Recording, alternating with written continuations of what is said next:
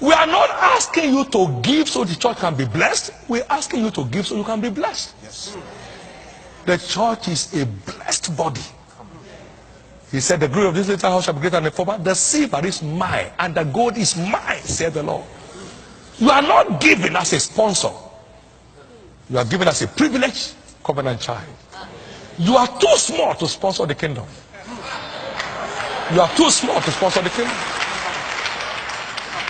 Because God's project is according to God's size. You can't measure up. You are too small to be a kingdom sponsor. No. Don't ever mistake yourself as a sponsor. Our mission has no sponsor. The silver is mine and the gold is mine, said the Lord. But we get blessed along as he carries out his project on the earth by committing ourselves to it. I knew giving was the way up, and I committed myself to it by covenant. And bless God, I'm not done. I'm up. Some fellow said, okay, I was worth $150 million. I said, that's an insult. $150 million, that's an insult.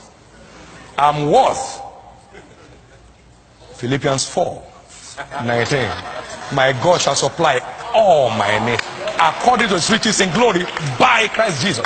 150 million too small. That can be. That can be. He said, you shall lay up gold as dust. Is that 150 million? No. And check it out. Please check it out as I close. Check it out. Now, giving does not automatically result into prosperity. You have to be spiritual for your giving to command returns. You have to be spiritual. Now, hear what he said. He said, receive, I pray thee, the law from his mouth, and lay up his words in your heart. If you return to the Almighty, you'll be built up. Then you shall put iniquity far from your tabernacle. Then shall you lay up gold as dust. Job 22 verse 21 to 26. Then shall ye lay up gold as dust. So God is not interested in your donations. It is poor people that need donations. The earth is the Lord and the fullness thereof. God does not need no donation from you. Your giving is a spiritual transaction, not a donation. And when it's acceptable, the returns become obvious. It's so important. We need to be spiritual. Church is not a bank where anything you bring is acceptable. You must give it correctly before it's acceptable. Yes, sir. There are many givers who are frustrated. Why? They are giving off spiritual frequency. They are giving off spiritual frequency. He said, you shall take iniquity far from you. You can't be cheating on your company and say you are giving. You can't be in drug business, destroying destinies, and say you are giving. These are all things. People need to know it. He said, it will purify us, then will our sacrifices be acceptable unto God. Malachi chapter 3, verse 1 to 5.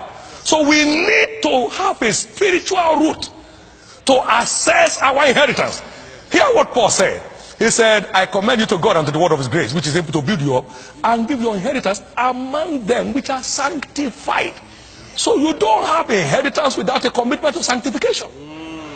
Come on now. You don't have no inheritance. Acts chapter 20 and verse 32. You have no inheritance except you are committed to sanctification as a lifestyle. Striving to please God in the spirit. Walking in love.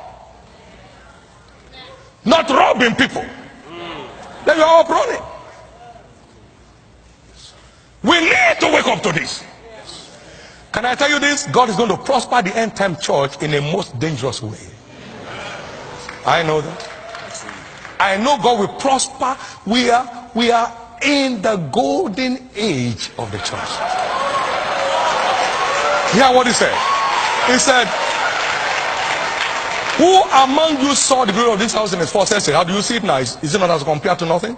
But I tell you, the glory of this little house shall be greater than the former. The silver is mine and the gold is mine, said the Lord. Haggai chapter 2 verse 3 to 9. And then in Malachi chapter 3, he said, in that day when I make up my jewels, they shall be mine. So there is a day of kingdom economy. There is a day of divine economy.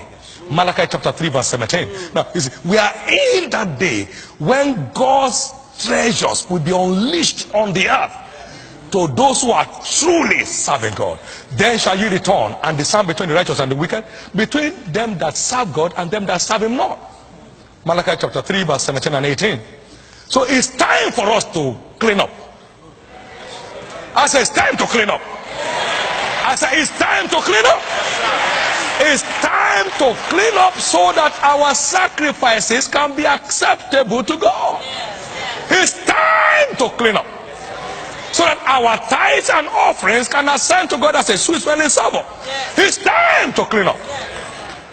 God receives my offerings and it shows in my life. God accepts my sacrifices and it shows in my life. The truth is this: I have never had to pray for food. I've never had to pray for payment of bills. I've never had to. When it's acceptable, it's acceptable.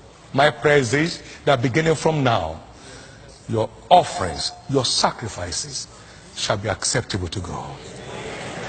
My God said, if you do what I'm asking you to do, you will lay up gold as dust, and the gold of offer as the stones of the brooks. He said, yea, the Almighty shall be thy defense, and thou shalt have what? Plenty of silver. Plenty. We are in the days of strange plenty. Strange plenty. We are in the days of strange plenty. By the grace of God, we're starting up our third university very shortly. Activity is about to kick up because we want to remain the light of the world. We want to be part of putting smiles on the face of people. They need it, and if he sent us to offer it, let's go ahead and do it. And it's never failed once. Some